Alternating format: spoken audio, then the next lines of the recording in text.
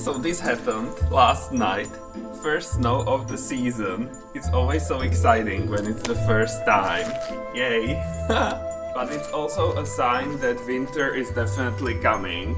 And it's here. But we don't mind.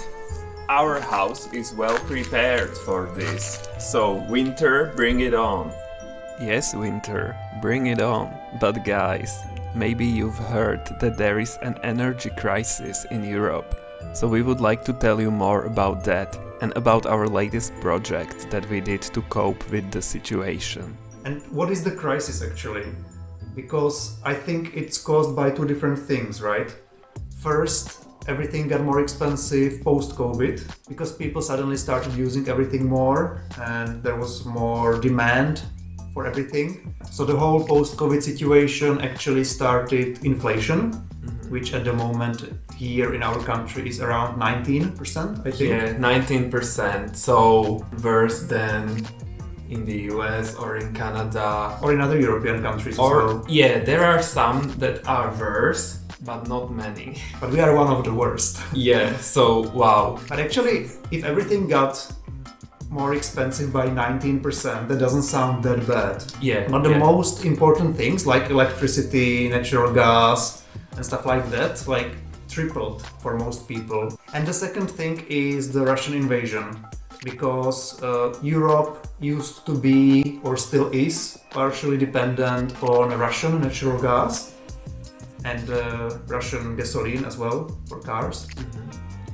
And the Czech Republic actually used to take almost 100% of natural gas from Russia. And because of the whole situation with Russia, that was the second factor which made everything way more expensive. Yeah. We found a chart where you can see the price in Europe and price in North America, or US specifically, I think. And it used to be the same like 2 years ago, but now in 2022 the prices went up on both continents, but in North America it only like quadrupled or something, and in Europe it multiplied by 35 or something. Like it went from 1 point something to 70 per unit. The graph is crazy. Yeah. It's going totally up. And on the other hand, in the US, people earn more money.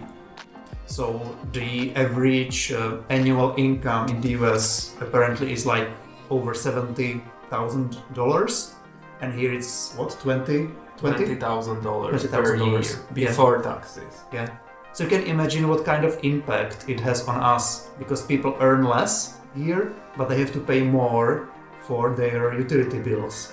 So, for a lot of people, it's quite problematic now to just pay for gas. And now all European countries are looking for other sources of natural gas and other things. The good news is that at the moment we don't take any natural gas from Russia. We already have other sources, but we are still ahead of winter or at the beginning of winter. And so far the average temperatures have been above average, so people use less natural gas than they normally would this time of the year. So we'll see how it will continue during the year, but at the moment we have other sources, which is I don't know what it's called, like this compressed gas from the US. LNG or something like that, liquid natural gas, LNG. Okay, liquid natural gas. And there are big storage units in Netherlands or somewhere. There is a terminal in Netherlands, so the ships come to Netherlands. That's where they load off the gas, and then it goes through pipes all over Europe. Yeah, and something comes from Norway, I guess, as well. And then each country has some reserves.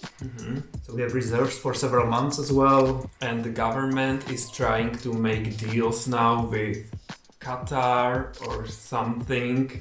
Anyone but Russia. And it's all very interesting. Like, you don't think about things like this when there are no problems. You just have gas and you don't care where it's coming from.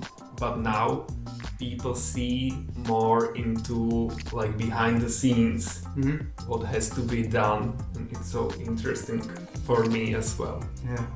We grew up in times when we take so many things for granted.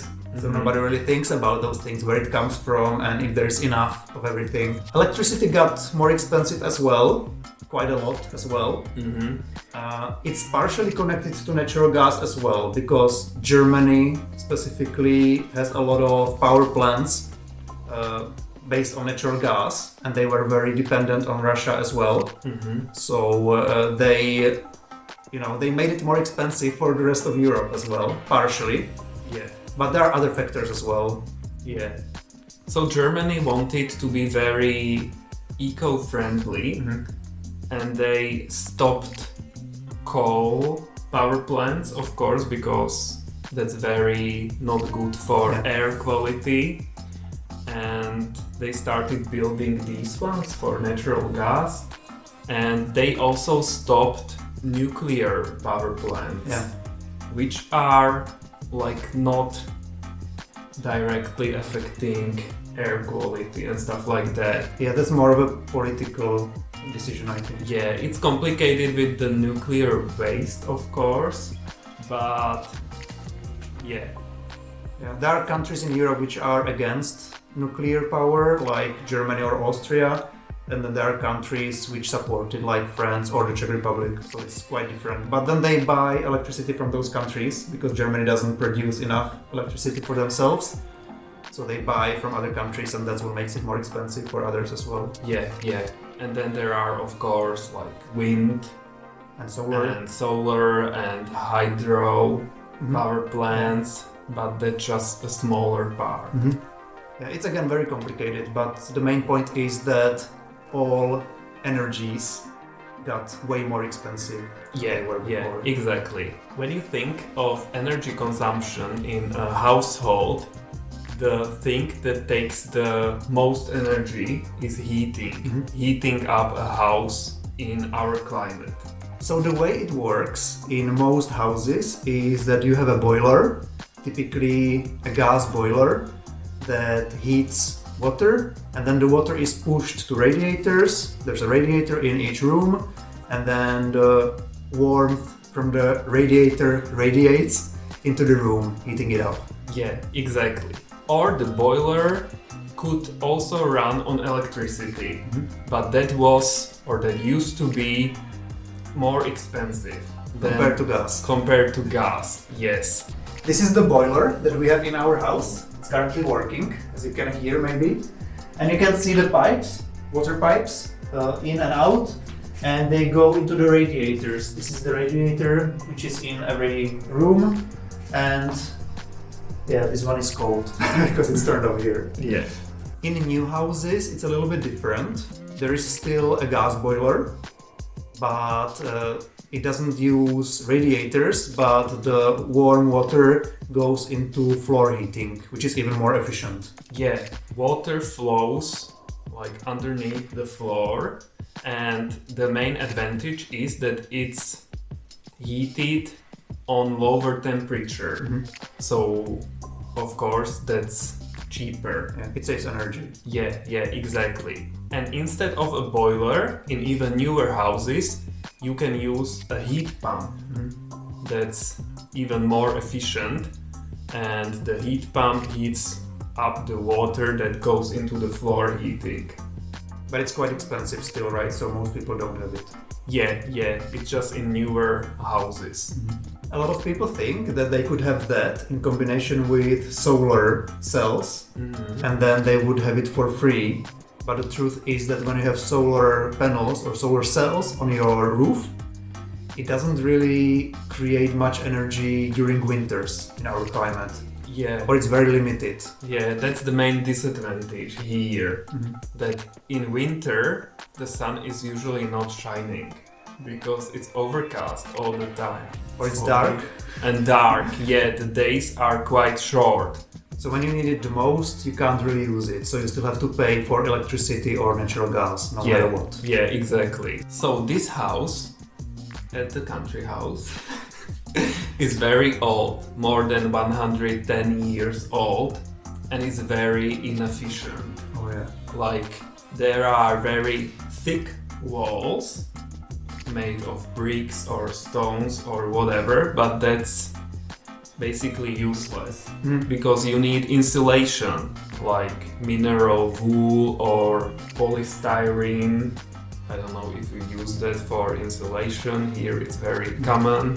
So there is nothing like that here. There are norms for new houses and they have to be very, very energy efficient.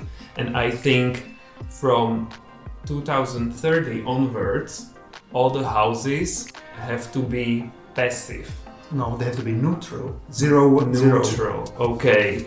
But we call it passive. No, passive is still more. It will have to be more than passive. Oh, okay. So what that means basically is that when you fart in the house, you have enough heating for the house.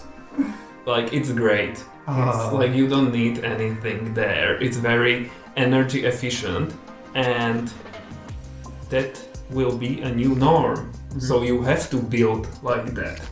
So in Europe, everything is very efficient and environmental friendly, or they are trying to do that. Not all the people agree because it's more expensive, of course. So people are not happy, some of them, but the idea is to be like very efficient. And we were thinking about how to improve this house in many different ways. But the thing is that we don't want to spend too much money on this house because we still don't think that we want to live here in this old house forever. That we would rather build a new one. Yeah. So we are only trying to do small improvements where we can. Yeah. The problem with this house is that there is moisture or humidity in the walls. It's coming from the ground, you know, it's not very isolated. It's not at all isolated. And there are still ways to improve that or fix that. It's expensive, but you could do that. But even if we completely renovated this house and we spent millions on it, it will never be the way we want it to be. Yeah, because the disposition is that there are windows only on the northern side of the world. So the sun never shines here. Yeah. There is one window that points to the east, so in the morning, and the best is to have windows facing south or maybe west as well. But it's not possible here because there are neighbors there, like directly on the property line and property border or whatever that is. Yeah. And you can't build windows that way. It would be illegal. Yeah, so it's not great here. That's why we don't count with this house towards the future much. We just know that we don't like it, therefore we don't want to spend much money on it. Yeah. We sometimes think about how it would be to have a wood-burning stove here in the house, as we have in the small house. But the most sense would be to have it here in the living room. But there is no chimney here. The chimney is only in the kitchen or in our bedroom. There is another chimney there. Maybe they could build a brand new chimney here in the living room, but again it will be more expensive and that's again the things that we want to avoid investing into this house. So the one way to improve the house is insulation, of course, but you can't insulate the walls, or that would be expensive, and like that's what we don't want to do, to invest very many money into the house. But there is one more way to improve it, and that's to insulate the ceiling or the roof. Yeah, or the roof from the attic side of the house. That could be quite inexpensive. Therefore, that's what we did. Yes. Yes. So we were looking on the internet, of course, and also asking our friends or family, because Tommy's dad did that in the past. They insulated, or they had the attic insulated, And they were very happy with that. They said that it helped a lot. It could save up maybe 20% of the costs for heating. Which is not that much when the price triples, but it's better than nothing. Yeah, better than nothing, definitely. So in summer, after we returned from Canada, we decided it's time to do this. We were thinking about it like maybe a year in advance or something like that. I don't know, maybe months. But we couldn't delay it any longer. Yeah. Because the next winter was coming. Yeah, exactly. We decided to use mineral insulation. Maybe you call it mineral wool or glass wool. There are minor differences, but of this category, mineral insulation. Yeah, there are different technologies or different materials, but that one felt the easiest.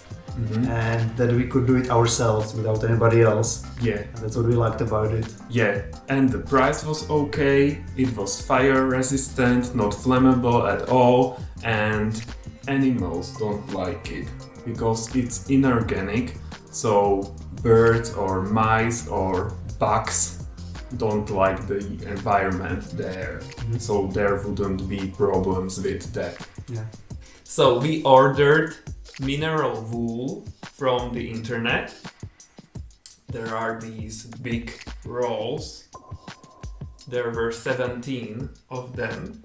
18, but who's counting? 18? Okay. So they delivered all the material to our country house. It was funny because they loaded it off their truck in front of the house, and I think Peter was still sleeping or something. And I spent like an hour carrying bag by bag inside the yard so that it could be on our property at least. I would say I was at work. I wasn't here. That must be it. Or maybe I was sleeping? I'm pretty sure he was sleeping or at least pretending to sleep. I don't remember. And then we had to move it all to the attic. Yeah, and that was my job, guys, so maybe I woke up. After all.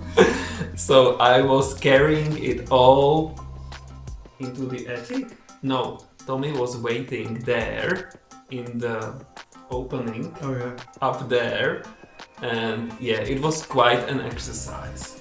So I was happy with myself that I am not totally pathetic and I was able to carry it there. Woohoo. Yeah. Oh, but before we did that, we had to clean up the attic. That was a nightmare. There was so much crap up there, useless things everywhere, so we had to carry them elsewhere. Not our things, by the way. Those things were already there when we bought the place. yeah, like an old motor from a car or something that was so heavy, or old bicycles. Then there were boxes with old newspapers or whatever that was, maybe something from school, and so much dust everywhere. We had to clean that as well, at least a little bit. Spider webs everywhere. Oh my god, yeah, spider webs covered in dust, so very great combination when you are there and you end up with all of this in your hair, and yeah, that wasn't fun. But we did it, we managed.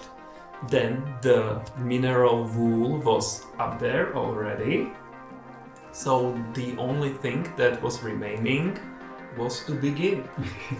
So how that works, how you insulate the attic. Tell us. And why? How does this work?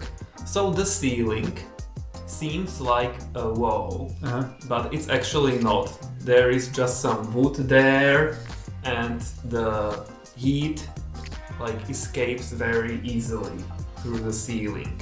First you need a vapor barrier, and you put that on the ground, because otherwise the moisture would get into the insulation and that would make it worse.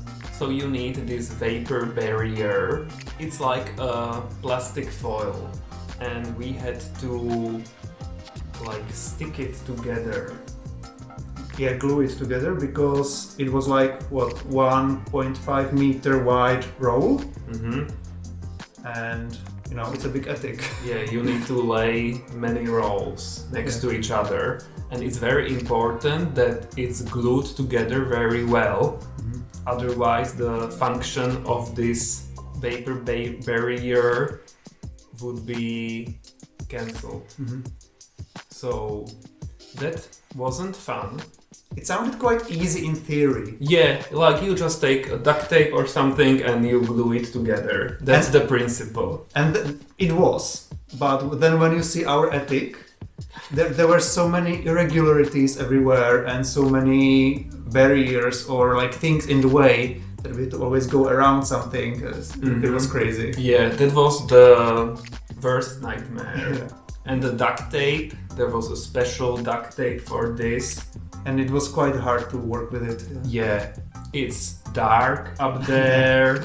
There are these spider webs and you are crawling in dust. So we were hating that. Yeah.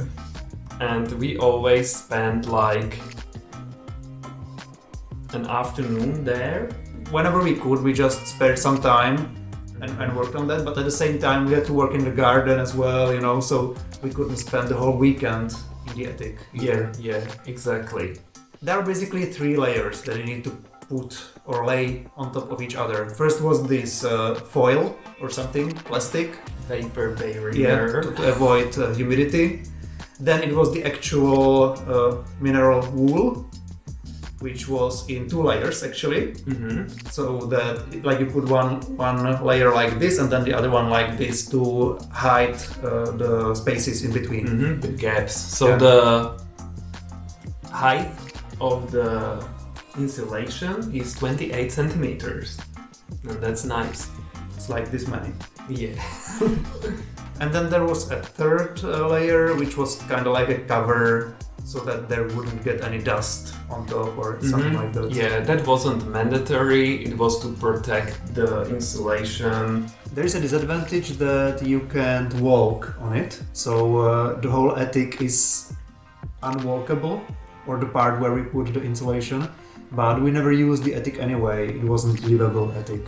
It was a complication when we were like laying the materials because you had to think about how to get to the sections, you know? There are these wooden structures where you can walk on, but just a few of them throughout the whole attic. So yeah, sometimes it was balancing and acrobatic moves.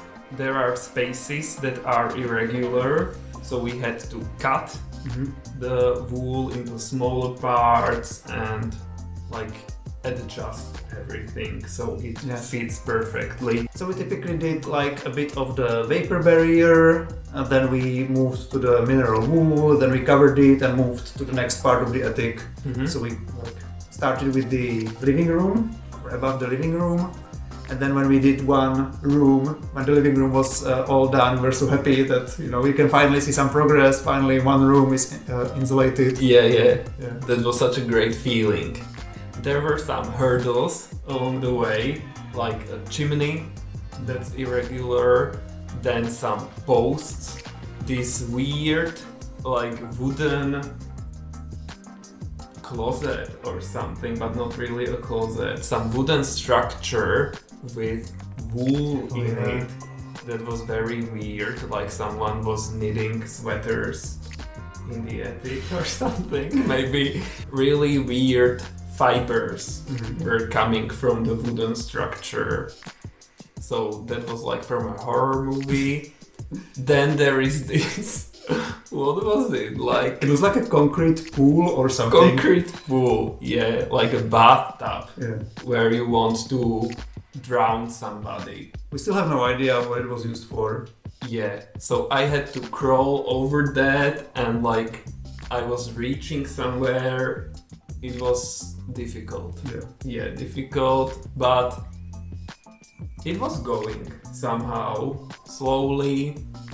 There was progress, and after 2 months or something, we were done. So I think we finished it, at the end of September, beginning of October, something like that. Something like that. Colder days were here already at that time. We started using the heating at that time. So it was just in time that we finished. Yeah, and we immediately noticed that the insulation is working. Like, at least that was my feeling. I have an app in my phone From our supplier. from our like natural gas supplier, and you put in the numbers. We have like, you can see the numbers, how much you consume of natural gas, and it goes slower than last year. Like the consumption is lower. We can see the results. Yeah. It's hard to compare because, you know, it depends on the weather and how often you are here and so on, but yeah, it's quite a big difference. Yeah. And actually, because the prices went up a lot, we will save even more, you know, because 20% from the tripled amount is tripled as well. So Yeah. it makes even more sense now to do it. That's my Yeah, point. exactly. People started insulating old houses. But we'll see how it will be when it gets even colder. I'm just glad that the insulation is done because it felt like a lot for us. We've never done much DIY, so we had no experience with this. And at the beginning we struggled a lot, but we improved so much during the whole thing. And at the end we were very happy with it, and it made us ready to try something more. So who knows, you know, maybe we'll do some more renovations. Yeah, less afraid of projects like this one. It's done! Finally! Woohoo! Yes! Yes! Oh my god! Ah, you are so dusty. Oh. And that's it. Give us a like and see you guys next time.